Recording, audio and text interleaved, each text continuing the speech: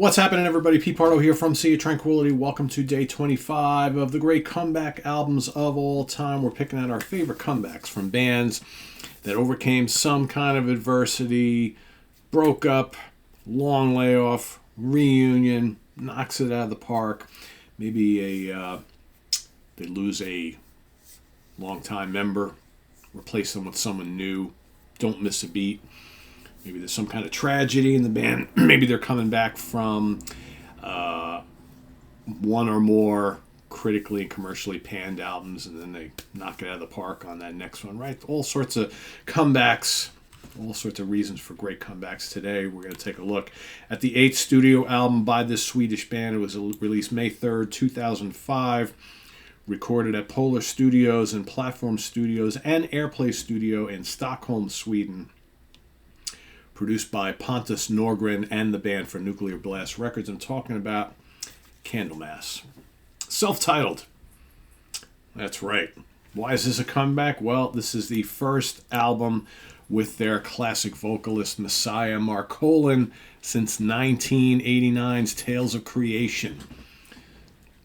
1991, they part ways with the singer, vowed never to return, but yet they did, or he did. They got back together again. 2004, this album comes out in 2005, and the classic Candlemass sound is there once again. They had a couple of albums with another singer after Messiah left. It was never quite the same. Never quite the same.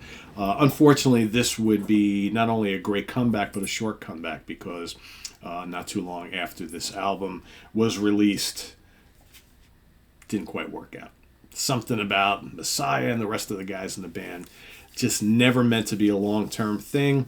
Rob Lowe comes in from Solitude Aeternus. That's a story for another day. Also a really good comeback, right? But yeah, so on this album we have, like I mentioned, Messiah Marcolin on lead vocals, Mats Bjorkman on rhythm guitar, Lars Johansson on lead guitars, Leif Edling on bass, and Jan Lind on drums.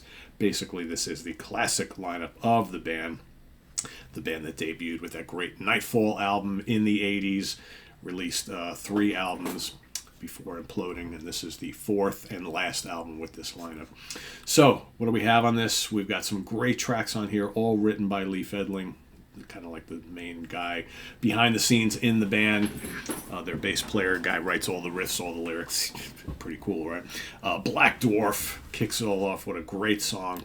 Killer. This is just classic sounding Candlemass doom. Just doesn't get any better than this. Black Silver Keys, another good one.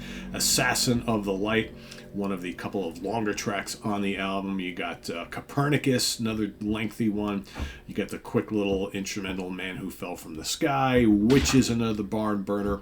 Born in a Tank. Spellbreaker, one of the other lengthy songs on the album. And then Day and the Night is another monstrous track of crushing doom, epic doom, just under 9 minutes long. Really good. Messiah sounds great on here. The riffs are terrific. The solos from Lars are terrific. This is just great, heavy-hitting Swedish doom done by the masters.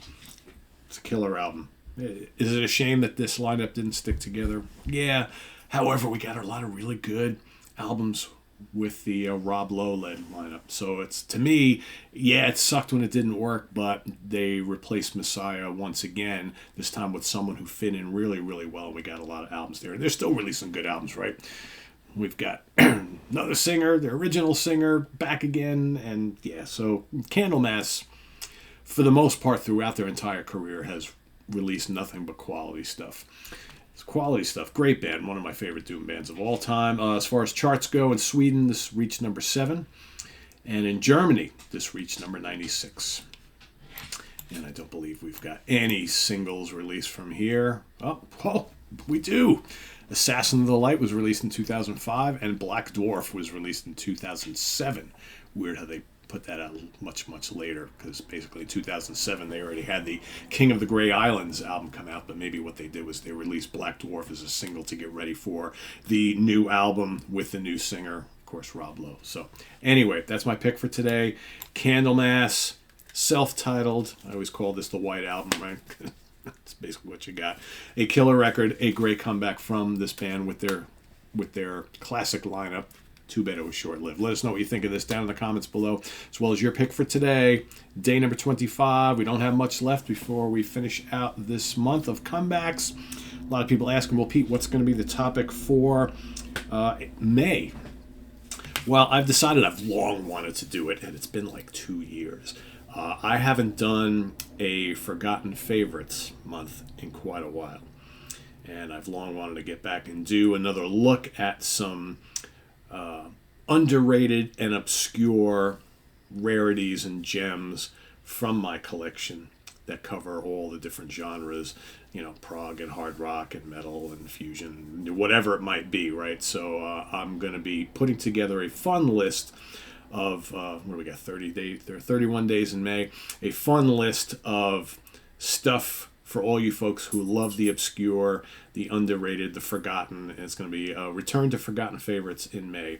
And I'm trying really hard not to duplicate anything I might have done in the past. So if you missed the last time I did a month-long Forgotten Favorites show, it's good, over 2 years ago, I suggest you go to the playlist, go to the Forgotten Favorites playlist and take a look and see what I picked for each and every day that month, whatever month it was. And, you know, and just kind of reunite yourself with some of those things, because I'm not going to pick any of those. I've already gotten. I may do this again if it does fairly well. I may do it again in a couple months later this year, because I think there's just so many albums, so many cool little underrated obscure gems that have been forgotten over time that I really like a lot, that I think deserve a little bit of discussion. So yeah, so that'll be coming up next month. Probably in June, we're going to go to, you know, I was having a long chat with Rick Labonte, and I think he kind of convinced me that what I need to do, I've done these albums that are 50 years old, albums that are 40 years old, albums that are 30 years old. What I'm going to do for June is I'm going to take a look, I'm going to split the month in half. One half we're going to look at, let's say there's 30 days in the month of June. I'm going to look at go back and look at my 15 favorite albums from 2004. And then the second half of the month, I'm going to look at my 15 favorites from 2014. So I'm going to look at albums that are 20 and albums that are 10 years old in 2024. So that'll be coming up in June. So for those of you who like to prepare ahead of time, there you go. Thanks for watching. Visit us on the web at www.seatranquility.org. We're on Facebook. We're on YouTube all together all the damn time. Please subscribe if you haven't already, and click on that notification bell to get alert of all of our content as a post. And please do hit the like button before you leave. Also down below, links to our Ko-Fi page for channel donations, our merch page, and our Cameo page. Thank you in advance for all your support there. We'll see you soon here with more stuff. I'm Pete Pardo. Have a good one, everybody. Take care. Bye-bye.